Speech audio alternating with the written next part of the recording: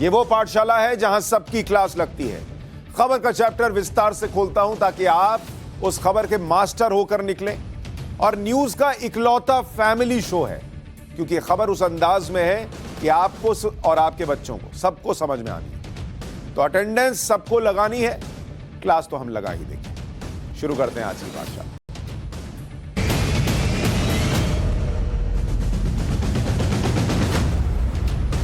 तो पाठशाला में आज आपके लिए लेकर आया हूं हिंदुओं को डराने वाली दंगा फिक्सिंग का चैप्टर। और हम लगातार इस सीरीज में आपको बता रहे हैं कि कैसे इस देश में हालात बिगड़ जाएं, इसको लेकर कैसे साजिश हो रही है, और इसके सबूत भी दूंगा आपको। रामनवमी पर हिंसा फैलाने वाले कॉन्ट्रैक्टर मौलाना के बारे में आपको बताऊंगा। खरगोन में पीएम आवास पर विक्टिम कार्ड जो खेला गया था, वो विक्टिम कार्ड कैसे फेल हो गया ये बताऊंगा। गरीब मुस्लिम फंस जाएंगे और ओवैसी का भाईजान छूट जाएगा, जरा इसका चैप्टर भी खोलूंगा। नए वीडियो ने बता दिया किसान आंदोलन फर्जी था। वो नया वीडियो क्या है और कैसे किसान आंदोलन न सिर्फ फर्जी था बल्कि एक गुनाह था इस देश के किसानों के साथ, आज आपको यह भी बताऊंगा चैप्टर को। लेकिन सबसे पहले वो साजिश जो इस देश को तोड़ने के लिए हो रही है।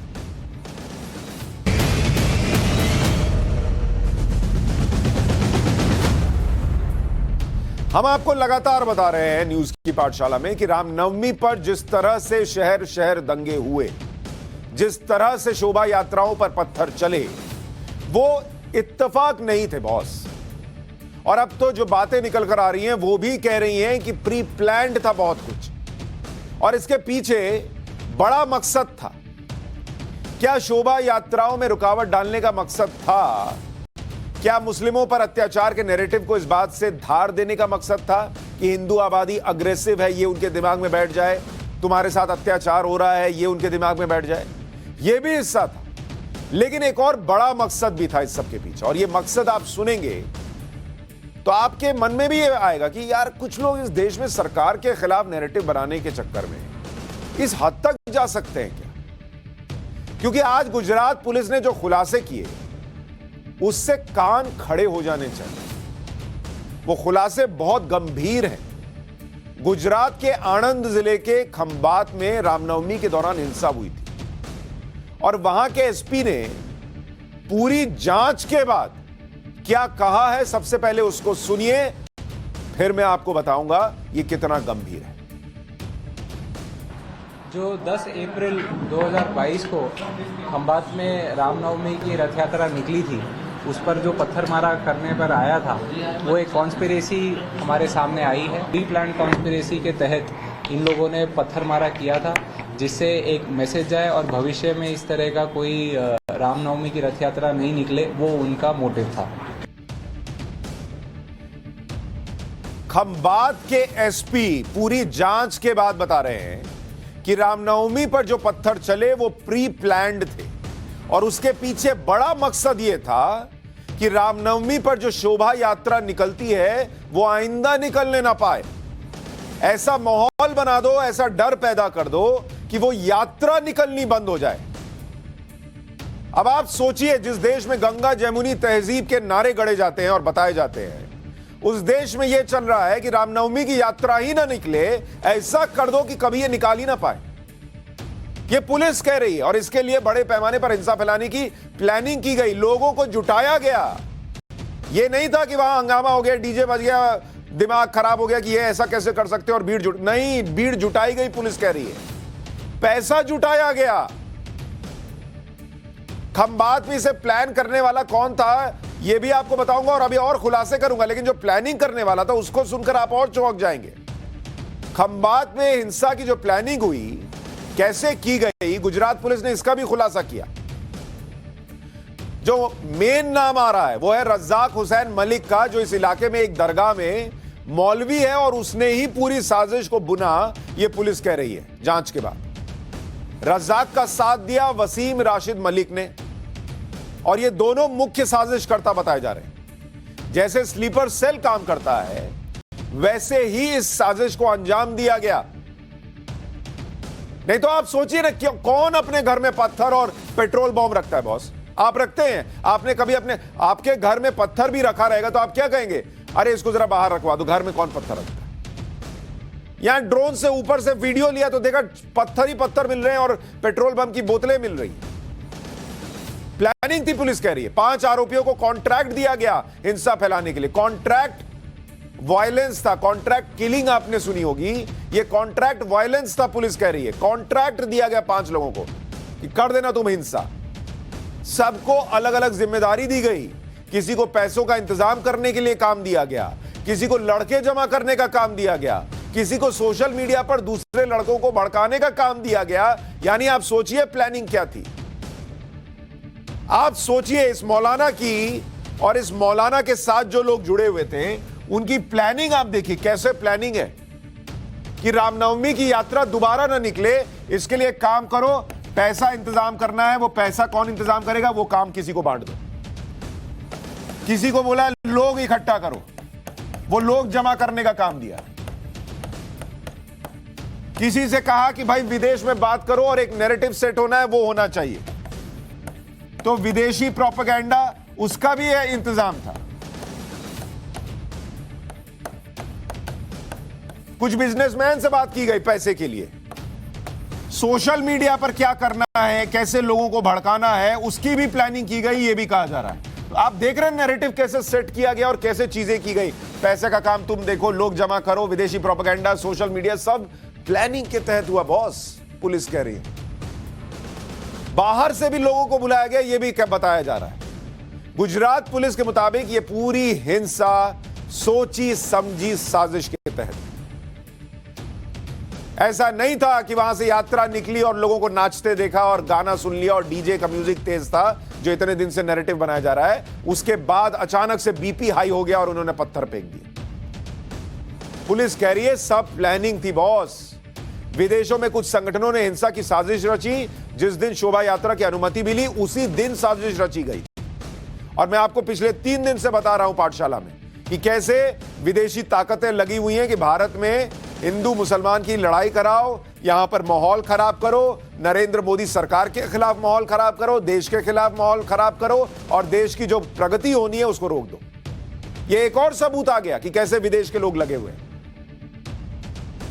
लोगों को जमा करने के बाद, पैसों का इंतजाम करने के बाद साजिश की प्लानिंग की गई। यह तय हुआ कि जैसे ही यात्रा निकलेगी वैसे ही झगड़ा शुरू कर देंगे। सोचिए, मतलब ये तो था ही नहीं कि उस शोभा यात्रा में कुछ हिंसक होगा, कुछ भड़काऊ नहीं। जैसे निकलेंगे ये लोग यहां से वैसे ही लड़ जाना है, भिड़ जाना है, हंगामा कर देना है और इसी की आड़ में पीछे से पत्थर चलाए जाएंगे। ये भी प्लानिंग हुई। मस्जिद के पास जब शोभा यात्रा निकले तभी पथराव करने की साजिश रची गई। शनिवार रात को ही पत्थर, लाठियां सब जमा कर ली गई थी, ये पुलिस कह रही है। कुछ लोगों को खंबात के बाहर से बुलाया गया था। पथराव आगजनी में शामिल हमलावरों को भरोसा दिया गया कि उन्हें कुछ नहीं होने दिया जाएगा, कानूनी मदद भी दी जाएगी। वारदात को अंजाम देने के लिए पैसे भी इकट्ठा किए गए और रविवार को शोभा यात्रा मस्जिद तक पहुंचते ही जैसा जैसा प्लान था सब होने लगा, एग्जीक्यूट होने लगा, क्योंकि वो तो एकदम तय था। यहां पहुंचेंगे तो ये करना है, उधर से पत्थर चलना है, उसके बाद बवाल करना है, ये सब हो गया सब। वहां के एसपी को एक बार और सुनिए, वो इस पे जानकारी दे। उन्होंने प्लानिंग ही ये कर रखा था कि जाके इस पे असॉल्ट करना है। उसके लिए इन्होंने अलग अलग ड्यूटीज दी थी। जो जमशेद है उसके द्वारा लोगों को इकट्ठा किया गया था, जिसमें ये कहा गया था कि भाई यहाँ से जैसे ही पुलिस के बंदोबस्त के साथ ये यात्रा पसार होगी तो उसमें झगड़ा करने में आएगा और जैसे ही झगड़ा चालू किया जाएगा तुरंत पीछे से पत्थर मारा करने में आएगा। तो उस कॉन्स्पिरेसी के तहत इन लोगों ने इस वारदात को अंजाम दिया। ये लोग अभी हमारी इन्वेस्टिगेशन के तहत सामने आया है कि अलग अलग लोगों के संपर्क में हैं, जिनमें अलग अलग फाइनेंस रिलेटेड और अलग अलग इनका जो आइडियोलॉजिकल सपोर्ट है और अलग अलग जो इनका एडमिनिस्ट्रेटिव मतलब किस तरह से प्लान आउट करना है वो इन लोगों का सपोर्ट रहा है और सोशल मीडिया का इन्फ्लुएंस भी इन लोगों पे काफी रहा है। उन्होंने प्लानिंग ही ये कर रखा। सोशल मीडिया का भी इस्तेमाल किया गया, कुछ होने नहीं दिया जाएगा ये भी भरोसा दिया गया। और आप देखिए उसके बाद कैसे नैरेटिव सेट हुआ कि अरे देखिए वहां तलवार लहरा रहे थे हिंदू, वो भड़काऊ बयानबाजी कर रहे थे, भड़काऊ गाने बजा रहे थे, इसलिए पत्थर चल गया, इसलिए पेट्रोल बम चल गया। अरे कोई चीज जस्टिफाई कर सकती है क्या कि हमने किसी ने भड़काऊ गाना बजा दिया तो हमने ये कर दिया? और भड़काऊ गाने का सबूत तो दो। झंडा देख के तुम्हारा बीपी हाई हो जाएगा। ये हमारी दिक्कत है या उस शोभा यात्रा को निकालने वाले की दिक्कत है? कोई पूछेगा? उधर से नेता आ गए ओवैसी जैसे डिफेंड करने के लिए अलग अलग जगह बैठ के इंटरव्यू दे देकर। मैंने कहा पाठशाला में आइए, हमारे गेस्ट कोऑर्डिनेटर ने कहा आइए पाठशाला में। एक इंटरव्यू में कुछ सवाल तीखे क्या पूछे, उसके बाद से गायब ही हो गए भाई साहब, आ ही नहीं रहे। करिए ना, यहां आके डिफेंड कीजिए, दीजिए मेरे सवालों के जवाब। खंबात में हिंसा पर पुलिस ने कितने लोगों को गिरफ्तार किया, कितने लोगों पर केस है, इसकी फैक्ट शीट भी आपके सामने रख देता हूं। खंबात के अंदर 57 लोग अरेस्ट हुए, 57 अरेस्ट हुए, या कह लीजिए कि 57 लोगों पर केस है। इसमें से 11 अरेस्ट हो गए और 11 में से जो 9 हैं वो विदेश से जो लोग थे, जो दिमाग लगा रहे थे अपना, वो संपर्क में थे उनके 9 लोगों का। गुजरात पुलिस को अभी इन सवालों के जवाब मिलने बाकी हैं। ये जो विदेश वाला एंगल है, इसमें कौन लोग थे जो शामिल थे, विदेश से कौन आरोपियों के संपर्क में था, इसका जवाब अभी मिलना बाकी है। हिंसा फैलाने के लिए बाहर से किसे किसे बुलाया गया था, इसकी भी डिटेल जल्द निकल आएगी। हिंसा के लिए फंडिंग किसने की थी, वो पैसे का ट्रेल भी मिल जाएगा। और क्या पाकिस्तान से भी तार जुड़े हैं, इसको भी पुलिस खंगाल रही है। रामनवमी पर गुजरात के खंबात हिंसा फैलाने वाले आरोपियों को भी जान लीजिए।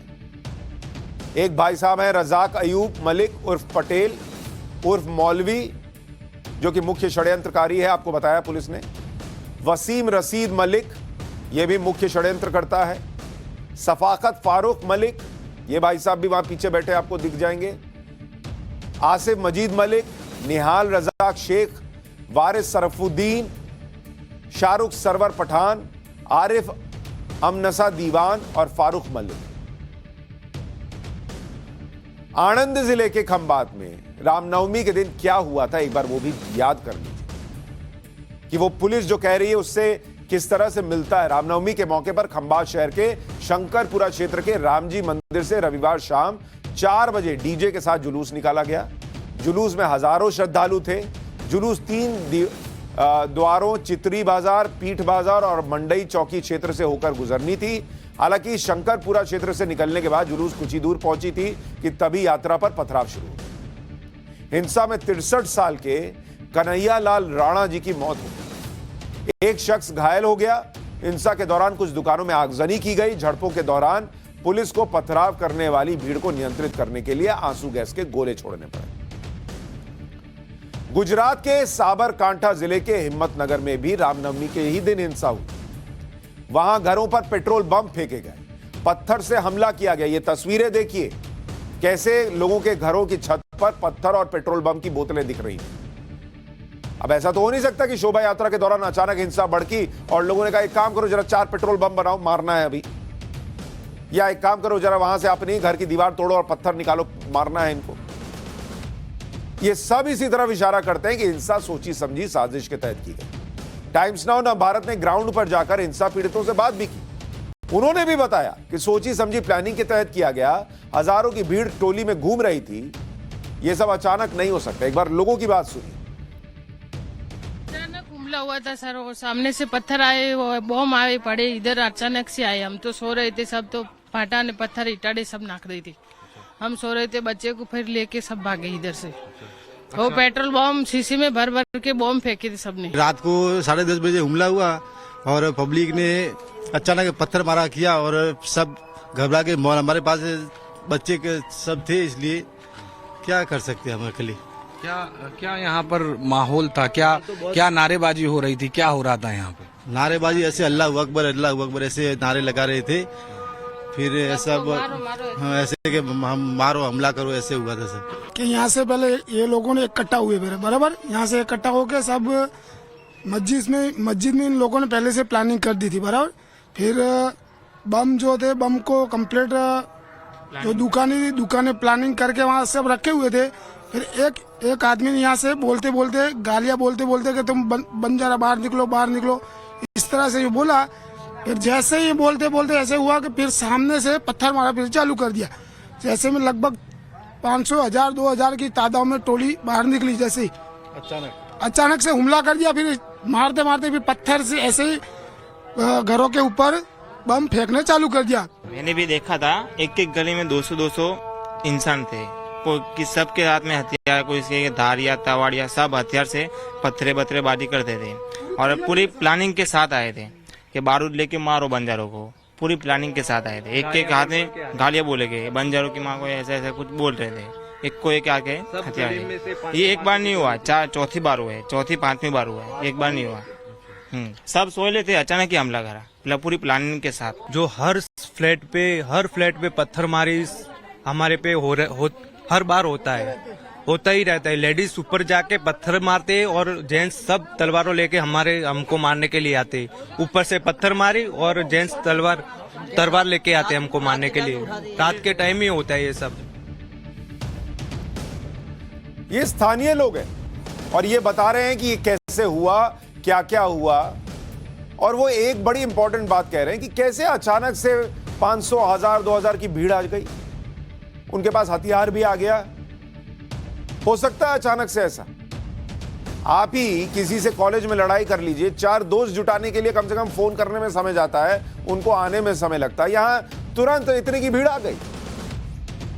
हिम्मतनगर साबरकांठा जिले का अहम शहर है और हिम्मतनगर में हिंदू और मुस्लिम समुदाय के लोग एक साथ रहते हैं, सद्भाव से रहते हैं। पहले भी शोभा यात्रा निकलती रही, तब तो कोई दंगा फसाद नहीं हुआ। हिंदू मुस्लिम दोनों एक दूसरे के पर्व का सम्मान करते थे, लेकिन इस बार ऐसा नहीं हुआ। इसलिए यह सवाल उठना लाजमी है कि क्या इस बार साजिश के तहत हिंसा फैलाई गई। जो मैं आपको लगातार पाठशाला में बता रहा हूं कि पूरी प्लानिंग हो रही है कि कैसे देश में अशांति फैल जाए, क्योंकि जो टेररिस्ट भेजे जाते थे पाकिस्तान से वो तो कश्मीर क्रॉस नहीं कर पा रहे।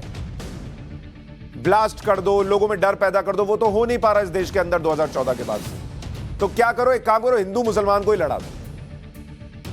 मुसलमान खतरे में, मुसलमान का नरसंहार हो रहा है, मुस्लिम जेनोसाइड, ये सब ट्विटर वगैरह पे ट्रेंड कराओ।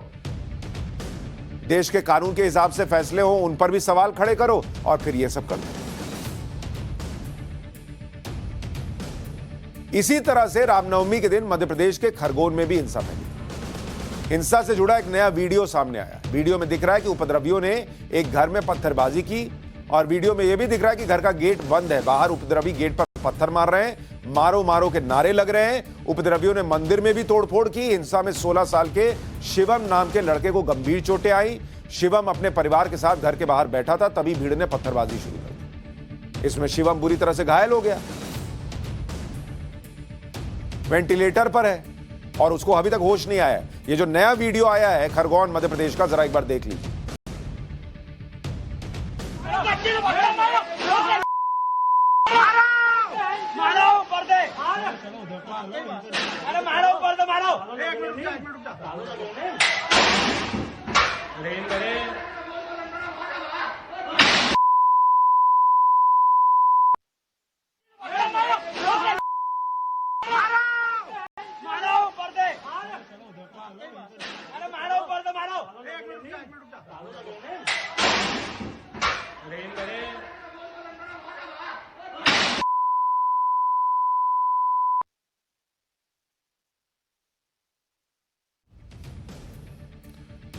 जो मंदिर में तोड़फोड़ की गई उसकी तस्वीर है।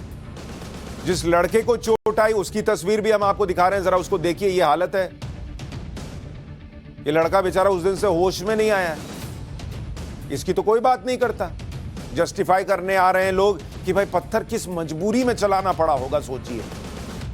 पेट्रोल बम किस मजबूरी में फेंकना पड़ा होगा, कितना वहां पर इन लोगों ने उकसा दिया होगा। उकसाने पर यह कर दीजिएगा। और उकसाने का वीडियो कहां है और पुलिस की जांच में क्यों नहीं आ रहा ये सब? खरगोन में हिंसा के बाद जब प्रशासन ने तुरंत एक्शन लिया, आरोपियों के अवैध मकानों पर बुलडोजर चलाए गए, 16 घरों और 29 दुकानों से अवैध कब्जे को हटाया गया, तो दावा क्या किया गया? फिर नैरेटिव सेट होने लगा कि जिन मकानों पर बुलडोजर चला उसमें एक पीएम आवास योजना के तहत बना घर था, उसे गिरा दिया। देखिए, पीएम आवास योजना के तहत बना घर था तो ये कैसे अवैध कब्जा हो सकता है? अरे देखिए, इसका मतलब मुसलमानों पर अत्याचार हो रहा है, वगैरह वगैरह वगैरह। यही नैरेटिव सेट हो रहा था।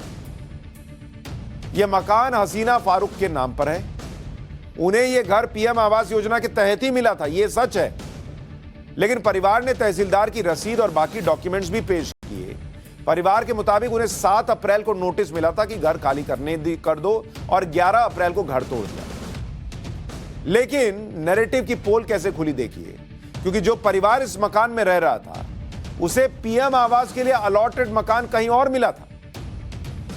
इन लोगों ने, भाई लोगों ने सरकारी जमीन पर मकान बना लिया और उसके बाद कह रहे हैं कि पीएम आवास के तहत घर मिला था, ये कैसे अवैध हो सकता है, इसको तोड़ दिया। अरे तुमको ये जमीन दी, ये जमीन मिली कि यहां पीएम आवास के तहत घर बनाओ, तुम जाकर प्राइम लैंड पर अपना घर बना लोगे और कहोगे पीएम आवास के तहत बना तो इसको कोई छुएगा नहीं। डीएम क्या कह रहे हैं सुन लीजिए। कुछ प्रधानमंत्री आवास योजना का मकान भी तोड़ दिया गया गलती से। वो बेसिकली जो है गवर्नमेंट लैंड है, उसमें उनको पट्टा भी नहीं था और उनको जो है रहता कहीं और था, ठीक है।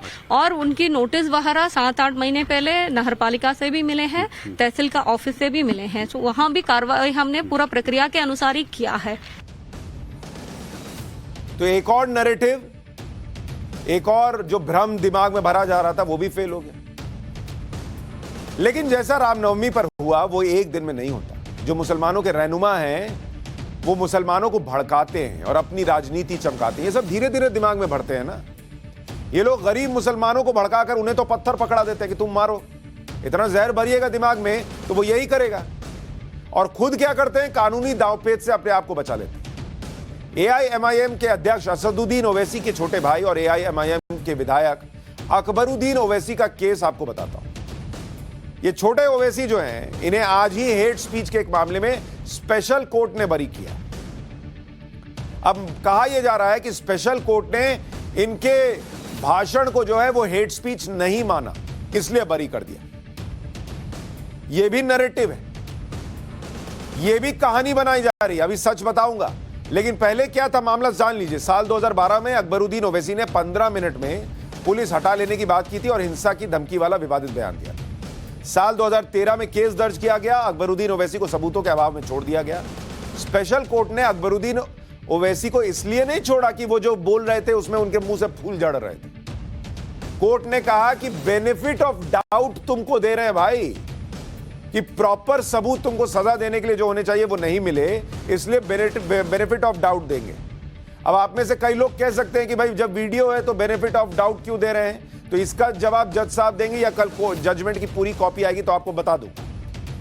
लेकिन अभी कोर्ट ने यही कहा कि बेनिफिट ऑफ डाउट है इसलिए छोड़ रहे हैं, तुमने फूल नहीं बरसाए हैं। हालांकि फैसले में जज ने अकबरुद्दीन को यह चेतावनी भी दी कि वो इस तरह के विवादित बयान दोबारा ना दें और इस तरह का जश्न न मनाएं कि आम पब्लिक को दिक्कत हो। तो वो लोग जो नैरेटिव गढ़ रहे हैं कि अकबरुद्दीन ओवैसी जो है वो मसीहा की तरह बाहर आ गए, बॉस कोई मसीहा वसीहा नहीं, सबूत का अभाव। और दूसरा, कोर्ट को भी लगता कि अगर फूल झाड़ रहे थे मुंह से तो वो ये ना कहता कि दोबारा ऐसा ना बोलना, समझे, ये नहीं बोलता कोर्ट। लेकिन नैरेटिव चल रहा है कि भाई हम भाईजान हमारे बहुत अच्छा बोले थे, उनको तो बदनाम कर दिया गया।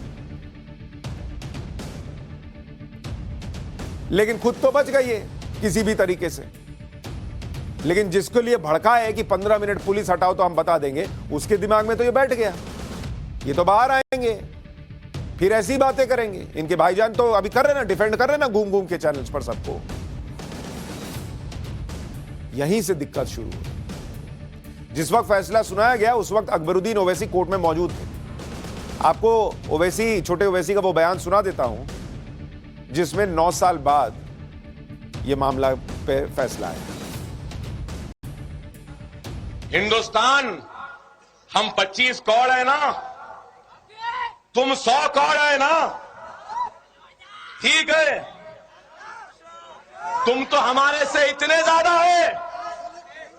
15 मिनट मिनट के लिए पुलिस को हटा लो, बता देंगे किसमें हिम्मत है, कौन ताकतवर है।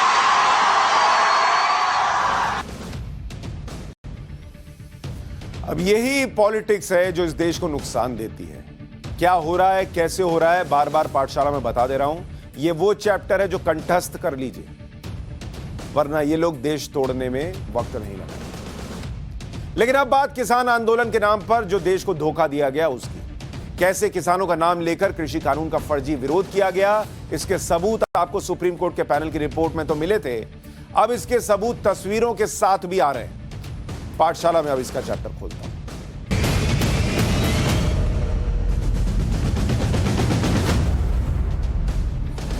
पंजाब के मोगा की तस्वीरें आपको दिखाना चाहता हूं, और ये जो तस्वीरें अब आपके स्क्रीन पर हैं, ये एक प्राइवेट गोदाम की तस्वीर है।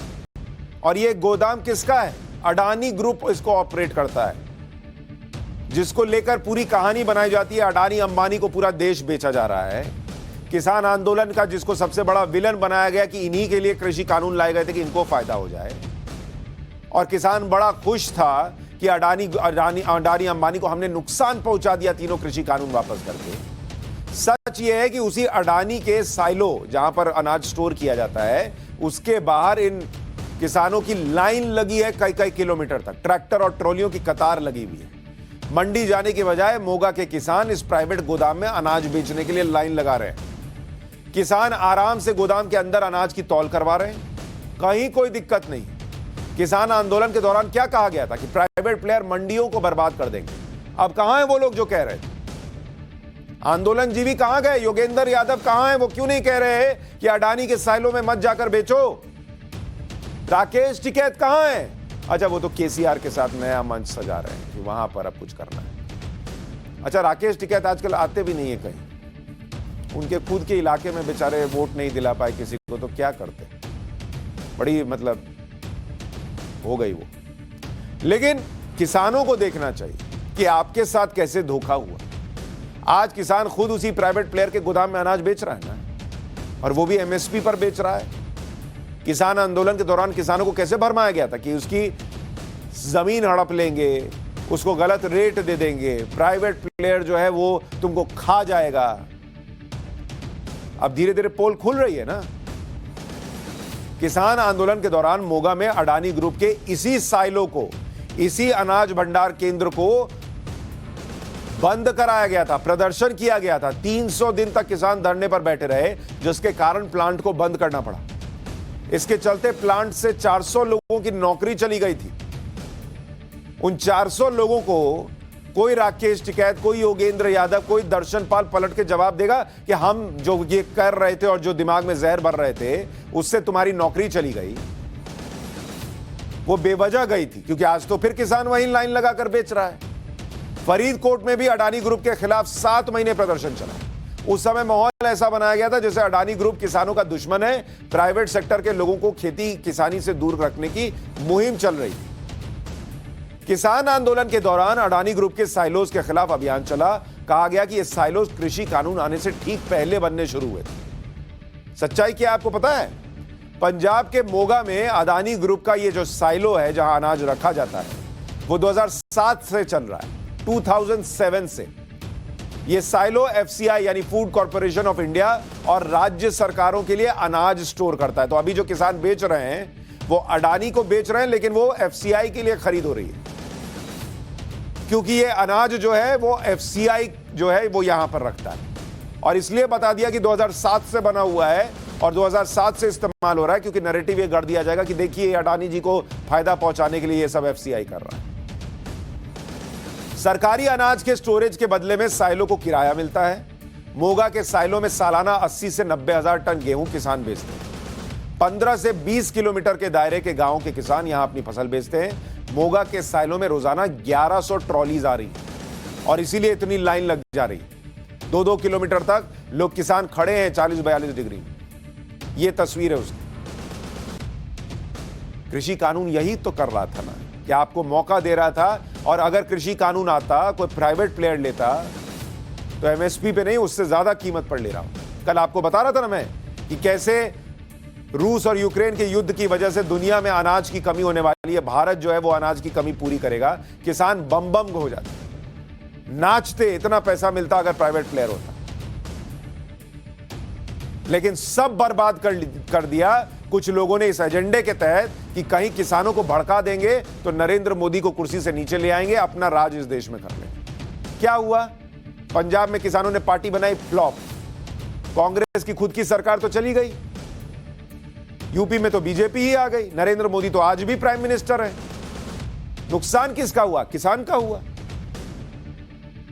प्राइवेट प्लेयर आता, ऐसे और साइलोज बनाता तो जो अनाज बर्बाद होता है, खुले में रखकर सड़ जाता है, वो भी नहीं होता। लेकिन इन लोगों ने इस देश के हित को सोचा ही नहीं। योगेंद्र यादव तो इंटरव्यूज में बैठकर खुद कह रहे थे कि हम तो दूसरों के लिए पिच बना रहे थे, हम प्लेयर थोड़े ही थे।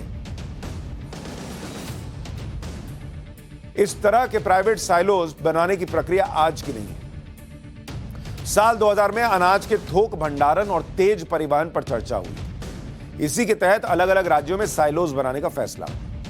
एफसीआई यानी फूड कॉर्पोरेशन ऑफ इंडिया ने 2003 में ग्लोबल टेंडर निकाला। 2005 में अडानी ग्रुप को भंडारण का ठेका मिला। ध्यान से सुन लीजिए, 2005 में केंद्र में कांग्रेस की सरकार थी, यूपीए की सरकार थी, तब अडानी ग्रुप को भंडारण का ठेका मिला। 2020 में केंद्र सरकार ने पंजाब में 31 साइलोज बनाने का फैसला किया। साइलो होता क्या है, थोड़ा इसको भी समझ लीजिए, और इसमें भंडारण कैसे होता है। साइलो जो होता है वो स्टील का बना हुआ विशाल ड्रम होता है। जैसे आप अपने घर में ड्रम रखकर उसमें चावल या गेहूं रखते हैं ना, वैसा ये बड़ा ड्रम हो गया। मोगा प्लांट में 12,500 मीट्रिक टन के 16 साइलो बने, यानी 16 बड़ा ड्रम कह लीजिए। ये ड्रम पूरी तरह से कवर्ड रहते हैं, मतलब बारिश हो, गर्मी हो, सर्दी हो, आपके अनाज को कोई नुकसान नहीं हो। साइलो में सालों तक गेहूं सुरक्षित रहता है। नमी, कीड़ा चेक करने की व्यवस्था होती है। ऑटोमेटिक टेम्परेचर कंट्रोल सिस्टम लगा होता है। अनाज से गंदगी साफ करने के लिए मैग्नेटिक सेपरेटर लगे हुए होते हैं। अब इसकी तुलना गोदामों में बोरियों में रखे गेहूं से करें। गोदामों में गेहूं खराब होना आम बात है, चूहा खा जाता है सो अलग, अनाज बर्बाद हो जाता है। कई मंडियों में तो अनाज को खुले में रखा जाता है, बारिश में वो बर्बाद हो जाता है। आपने तस्वीरें देखी हैं अनाज की बर्बादी की। समुद्र में फेंका गया है अनाज इस देश के अंदर, किसी को फर्क नहीं पड़ा। साइलोज में अनाज पूरी तरह से सुरक्षित और फ्रेश रहता है। सोचिए अगर वो 3 कानून आए होते, कुछ कमी लग रही थी, ऊपर नीचे कराकर उसको आगे पास करा लेते, देश में और कितना अनाज बर्बाद होने से बच जाता। नहीं, अनाज बर्बाद हो, किसान बर्बाद हो, आम आदमी बर्बाद हो, देश बर्बाद हो, इनको क्या फर्क पड़ता है? इनको अपनी बर्बादी से, जो राजनीतिक बर्बादी हो रही है, उससे बाहर निकलना है और एक आदमी और एक पार्टी के खिलाफ माहौल बनाना है। अरे कभी तो देश का सोचिए। पंजाब में तो मंडियों की भरमार है, उसके बाद भी प्राइवेट कंपनियों के साइलों में फसल बेचने का क्या कारण है, यह भी जान लीजिए। साइलो प्लांट में अनाज बेचने का एक सिस्टम बना हुआ, 6 से 12 घंटे में अनाज बेचने की प्रक्रिया पूरी हो जाती है। साइलो प्लांट में किसान का अनाज बर्बाद भी नहीं होता। प्लांट में आड़तियों के नखरे नहीं है, किसानों को अनलोडिंग और तौल का चार्ज नहीं देना पड़ता है। पूरी ट्रॉली एक बार में तौल ली जाती है। किसानों को 5 से 6 हजार रुपए की एक्स्ट्रा बचत हो रही है। सरकार की तय एमएसपी पर ही साइलो में खरीद होती है। 48 घंटे के अंदर भुगतान हो जाता है, अकाउंट में आ जाता है पैसा। वहां मंडी में दौड़ते रहिए, पैसा बर्बाद, अनाज बर्बाद, सब अलग। जब इतनी सुविधाएं मिल रही हैं तो किसान मंडियों में क्यों चक्कर लगाए? और यही हो रहा है। मोगा के कुछ किसानों को सुनिए, वो खुद बता रहे हैं कि यहां क्यों आए हैं अडानी के पास। फसल बिकने में सर बहुत बढ़िया है, इसीलिए हम रात को भी आया था। 6 घंटे लगते हैं लाइन में लगकर, लेकिन 6 घंटे के बाद भी हमें संतुष्टि पूरी मिलती है, क्योंकि यहाँ पर हम जो फसल घर से लेकर आते हैं वो अच्छे तरीके से वहाँ पर हो जाता है सेल, क्योंकि ना तो कोई बेईमानी होती है, सीधा हमें स्लिप मिलती है, अकाउंट में सीधा पैसा आ जाता है, कोई दिक्कत नहीं आती। मंडी में वही रातें जागनी पड़ती है, बारदाना नहीं आता, कभी कभार लेबर नहीं आती, तो उसकी वजह से हमें लेबर का कॉस्ट भी देना पड़ता है, जो उसके हिसाब से एक ट्राली के मगर कम से कम 6-7 हज़ार रुपये का फायदा हुआ। वो तो अपनी अपनी अलग अलग राय है, लेकिन हर एक किसान तो यही चाहेगा ना कि हमें फसल का पूरा मूल्य मिले, हमारा जो फसल है वो ख़राब ना हो। मंडी में आधी फसल तो वैसे ख़राब हो जाती है, सो इससे बेटर और तरीका हमें ਮੰਡੀ ਨਾਲੋਂ ਇੱਥੇ ਜੀ ਕਾਫੀ ਫਾਇਦਾ। ਇੱਕ ਤਾਂ ਜਿਵੇਂ ਸਾਨੂੰ ਮੰਡੀ ਦੇ ਵਿੱਚ ਲੇਬਰ ਦੀ ਜਿਹੜੀ ਲੇਬਰ ਪੈਂਦੀ ਆ, ਇੱਕ ਸਾਨੂੰ ਗੱਟੇ ਦਾ ਖਰਚਾ ਪੈਂਦਾ, ਬਾਕੀ ਉੱਥੇ ਥੋੜਾ ਜਦੋਂ ਤੋਲ ਦੇ ਵਿੱਚ ਵੀ ਥੋੜਾ ਬਹੁਤਾ ਹੁੰਦਾ, ਲੇਬਰ ਸਹੀ ਨਹੀਂ ਤੋਲਦੀ। ਸਾਨੂੰ ਇੱਥੇ ਬੈਨੀਫਿਟ ਥੋੜਾ ਜਿਹਾ ਹੈਗਾ, ਟਰਾਲੀ ਮਗਰ 3000 4000 ਦਾ ਜਿਵੇਂ ਚੰਗੀ ਟਰਾਲੀ ਭਰੀ ਹੈ, ਇਹਦਾ ਬੈਨੀਫਿਟ ਆ। ਫਿਰ ਸਾਨੂੰ ਆ ਜਿਵੇਂ ਹੁਣ ਅਸੀਂ ਆਏ ਆ 12 ਕੁ ਵਜੇ, 3 ਵਜੇ ਨੂੰ ਵਿਹਲੇ ਹੋ ਕੇ ਘਰੇ ਚਲੇ ਜਾਣਾ, ਆਹ ਫਾਇਦਾ ਜੀ। ਇੱਥੇ ਖਰੀਦ ਕੌਣ ਕਰਦਾ? ਇੱਥੇ ਵੀ ਸਰਕਾਰੀ? ਇੱਥੇ FCI ਦੀ ਆ ਜੀ, ਸਾਡੇ ਕੋਲ ਪਰਚੀ ਵੀ ਲੱਗੀ ਉਹਨਾਂ ਦੀ, ਸਾਡੇ ਆੜ੍ਹਤੀਏ ਦੀ ਪਰਚੀ ਵੀ ਲੱਗੀ ਹੈ। पंजाब में साइलो है, आपकी फसल बर्बाद नहीं होगी, आपको फायदा होगा। देश में हर जगह तो नहीं है, कई और जगह है, लेकिन हर जगह तो नहीं है। अब वो किसान कहां जाए जो यही चाहता है, यही सुविधा चाहता है, यही तुरंत पेमेंट चाहता है, यही चाहता है कि उसका अन्न बर्बाद ना हो, अनाज बर्बाद ना हो। कोई राकेश टिकैत, कोई योगेंद्र यादव, कोई दर्शन पाल, कोई उस किसान आंदोलन का आदमी है जो कहे कि नहीं हम किसानों के लिए साइलो बना देंगे? नहीं। आपको याद होगा कि इसी तरह से सुप्रीम कोर्ट ने कृषि कानून पर जो 3 सदस्यीय पैनल बनाया था, उनमें से एक सदस्य ने इस पैनल की रिपोर्ट सार्वजनिक कर दी। उसने क्या कहा था कि कृषि कानून के पक्ष में 85.7% संगठन थे, किसान संगठन थे। यानी करीब 86% किसान संगठन चाहते थे कि कानून आ जाए, मात्र 13.3% विरोध में थे। और उन 13%, 14% के चक्कर में ये जो आज हो रहा है ना, ये देश के बाकी किसानों को फायदा नहीं मिल रहा। पैनल ने 73 किसान संगठनों से बात की, 61 संगठन कृषि कानून के पक्ष में थे। सुप्रीम कोर्ट ने यह पैनल जनवरी 2021 में बनाया। इसी में अशोक गुलाटी, शेतकारी किसान संगठन के अनिल धनवत, प्रमोद कुमार जोशी, ये लोग थे। और अनिल धनवत ने कई बार सुप्रीम कोर्ट से कहा कि आप ये रिपोर्ट सार्वजनिक कीजिए, पब्लिक के सामने रख दीजिए। कोर्ट ने भी नहीं किया। किसान आंदोलन के नाम पर कैसे देश को धोखा दिया गया, कैसे किसानों का नाम लेकर कृषि कानून का फर्जी विरोध किया गया, इसके सबूत आपको लगातार मिल रहे हैं, लगातार मिल रहे हैं। और अब आप सोचिए कि इतना देखने के बावजूद क्या कभी इस देश में चर्चा होगी कि कुछ लोगों ने, चंद लोगों ने कैसे इस देश के करोड़ों किसान का अहित किया, उनकी जिंदगी बर्बाद की है? क्या कभी चर्चा होगी कि वो कृषि कानून आते तो कैसे किसान का फायदा हो सकता, कितनी बड़ी गलती की गई सिर्फ कुछ लोगों के सियासी चाल में फंसकर, देश की बदनामी की गई सो अलग? सोचिएगा। पाठशाला में अब पॉलिटिकल साइंस की क्लास, और इसमें नवाब मलिक का चैप्टर, जिनकी कई और संपत्तियां ईडी ने जब्त कर ली।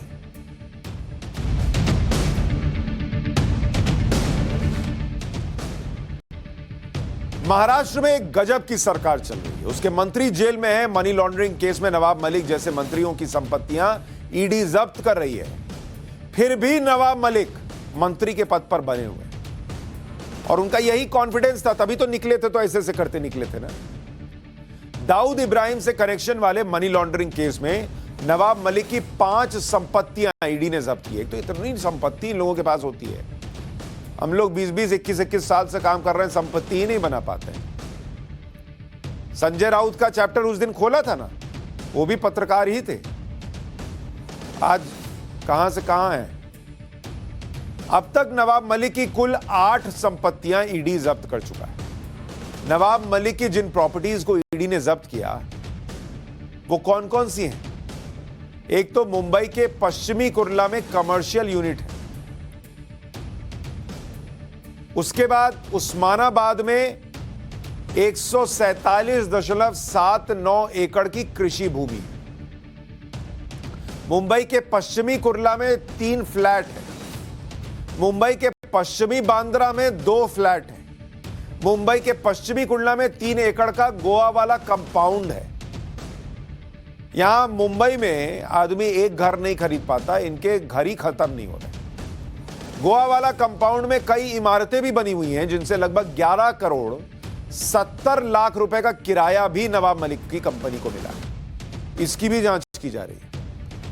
नवाब मलिक के खिलाफ ईडी की जांच किस आधार पर चल रही है और कैसे नवाब मलिक इस मामले में जांच के घेरे में आ गए, यह आपको याद दिला देता हूं। फरवरी 2022 में एनआईए ने यूएपीए के तहत एक एफआईआर दर्ज की थी।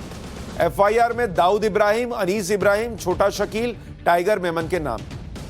एफआईआर के मुताबिक विदेश से दाऊद अपनी बहन हसीना पारकर के जरिए काम करता था। एफआईआर के बाद ईडी ने दाऊद के खिलाफ जांच शुरू की। जांच में पता चला कि नवाब मलिक ने मनीरा प्लम्बर की प्रॉपर्टी हड़प ली। कुर्ला वेस्ट में गोवा वाला कंपाउंड मुनीरा और उनकी मां मरियम बाई गोवा वाला के नाम पर था। इसी में दाऊद इब्राहिम और हसीना पारकर की भी मिली भगत की बात सामने आई। हसीना पारकर ने ही प्रॉपर्टी के लिए फर्जी कागजात तैयार किए, यह आरोप लगा और ईडी इसी मामले की जांच पीएमएलए एक्ट के तहत कर रहा है। इसके बाद नवाब मलिक को ईडी ने 23 फरवरी को पूछताछ के लिए बुलाया। 8 घंटे पूछताछ की और नवाब मलिक को गिरफ्तार कर लिया। अब सोचिए कि इनकी गिरफ्तारी जो हुई वो 23 फरवरी को हुई। फरवरी खत्म, मार्च खत्म, अप्रैल जो है वो आधा खत्म होने को आया। अभी तक ये भाई साहब गिरफ्तार हैं, लेकिन मंत्री इस्तीफा नहीं दिया इन्होंने और संपत्ति पे संपत्ति जब्त हो रही है। ये ऐसी सरकार भी देश के अंदर चल रही है। महाराष्ट्र में सरकार और उनके सहयोगियों का हाल देख लीजिए। जैसे कौन कौन से लोग हैं अगर आप देखेंगे, महाराष्ट्र में जो अजीबोगरीब सरकार चल रही है, अनिल देशमुख साहब, ये शरद पवार के बेहद खास और महाराष्ट्र के गृह मंत्री हुआ करते। 100 करोड़ की वसूली के केस में ये भी भाई साहब जेल में। उसके बाद नवाब मलिक, ये भी बड़े नेता एनसीपी के, ये भाई साहब भी जेल में मनी लॉन्ड्रिंग के आरोप में। ईडी ने प्रॉपर्टी जब्त कर ली, लेकिन ये अभी भी जेल में है, लेकिन मंत्री। उसके बाद संजय राउत, ये भाई साहब शिवसेना से हैं, मंत्री नहीं है लेकिन मंत्रियों से ज्यादा पावरफुल है इस सरकार के अंदर। उद्धव ठाकरे के भी करीबी बताए जाते हैं, शरद पवार के भी करीबी बताए जाते हैं। इन पर 1039 करोड़ रुपए का मामला चल रहा है। परिवार की संपत्ति ईडी ने जब्त की है। अब ये सरकार है, आप देखिए, गृह मंत्री जेल में है, एक और मंत्री जो है वो जेल में है, और जो मंत्रियों के भी सुपर मंत्री हैं वो भाई साहब पे भी जांच चल रही। गजब की सरकार चल रही। संजय राउत को तो लोग कहते हैं कि ये सीएम के पास पद पे नहीं बैठे हैं, लेकिन पावर इनके पास सब वैसे ही है। तो ऐसी सरकार भी इस देश में चल रही है, लेकिन कौन सवाल पूछेगा? अगर यही खबर आप देखकर सोच रहे हैं कि ये तो गजबे है, तो अभी तो पाठशाला में गजबे है का चैप्टर ही खोलना बाकी है। आइए खोलते हैं।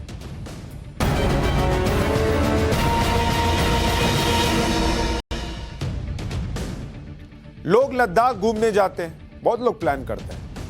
पैंगोंग लेक भी जाते हैं। वो आमिर खान का आपने देखा था ना, वो पैंगोंग लेक वाला सीन 3 इडियट्स में, तब से लोगों को बड़ा और ज्यादा शौक आ गया। लेकिन कुछ लोग तो गजबी हैं। वो पैंगोंग लेक घूमने गए, गाड़ी लेकर लेक में घुस गए। ये वहीं का वीडियो है, सोशल मीडिया पर बड़ा वायरल भी था।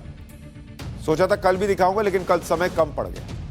इस वीडियो में लेक के अंदर गाड़ी चलाते हुए कुछ लोग दिख रहे हैं। इन्होंने लेक के किनारे ही टेबल लगा ली और उस टेबल को बार बना लिया। ये भाई लोग अलग लेवल पर हैं। ये देखिए, बार बनाए हुए हैं, वहां दारू की बोतलें रखी हुई, उसको हमने ब्लर कर दिया क्योंकि न्यूज का फैमिली शो है ना, बच्चों को भी यही सब दिखाएंगे। लेकिन ये वीडियो इसलिए दिखा रहे हैं कि उनको सीखना चाहिए कि ये सब नहीं करना है, घूमने जाना है तो। एक बार पूरा वीडियो देखिए।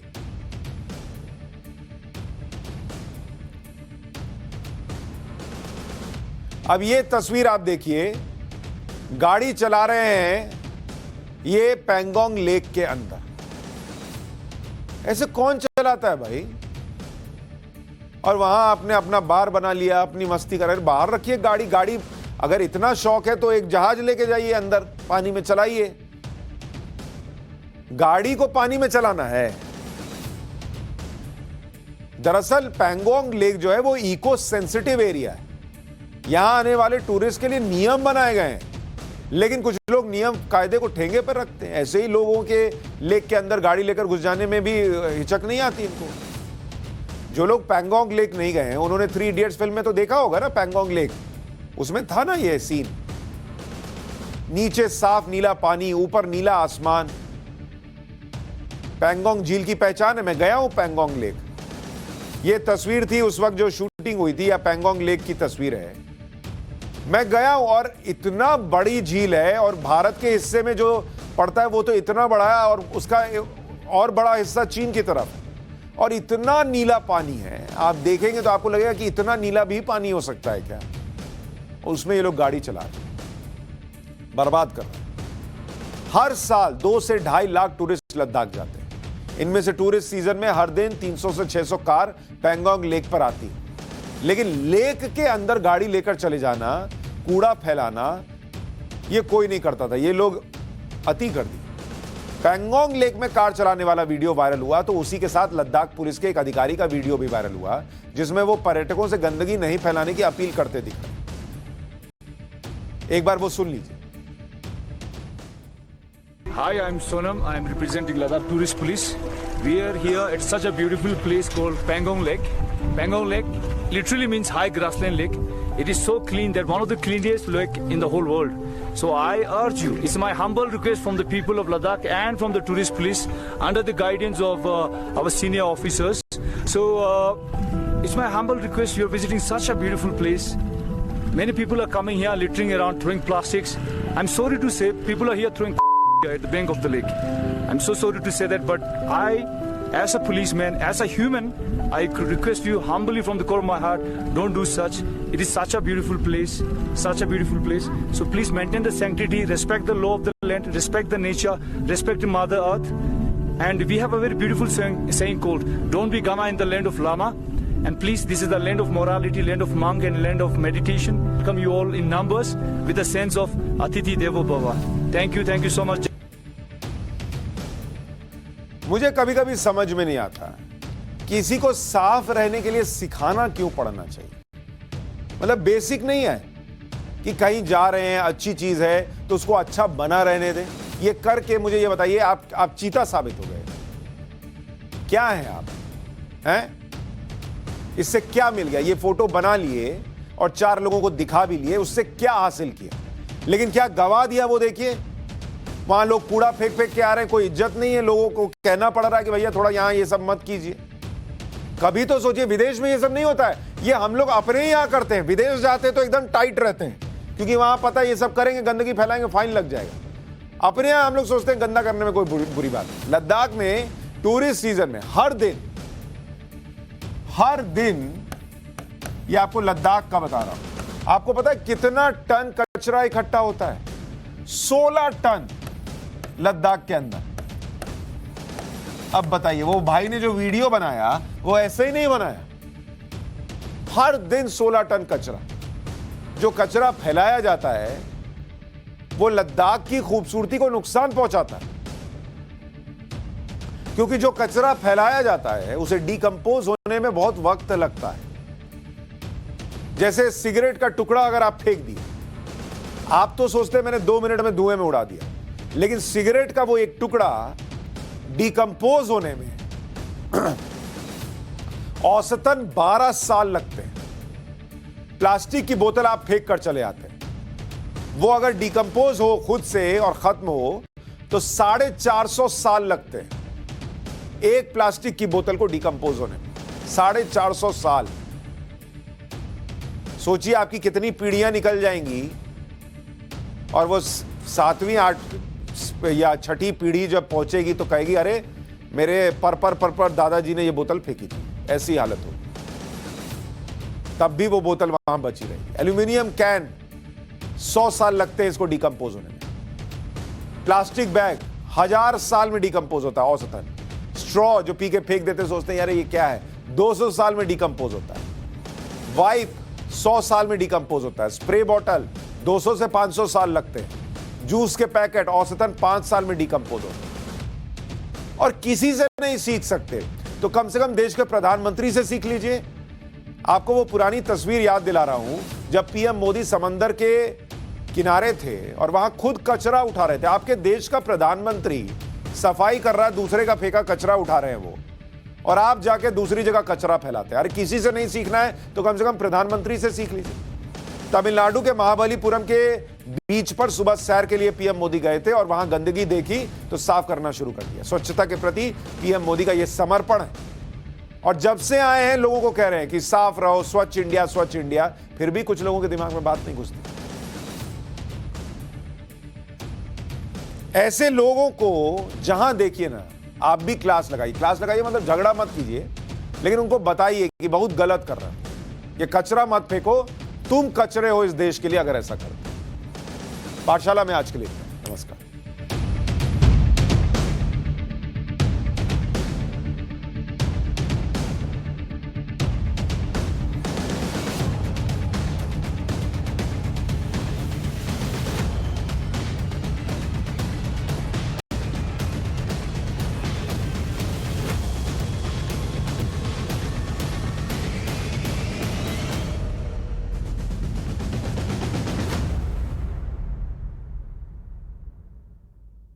गाड़ी बेचने जा रहा था पर बेटी ने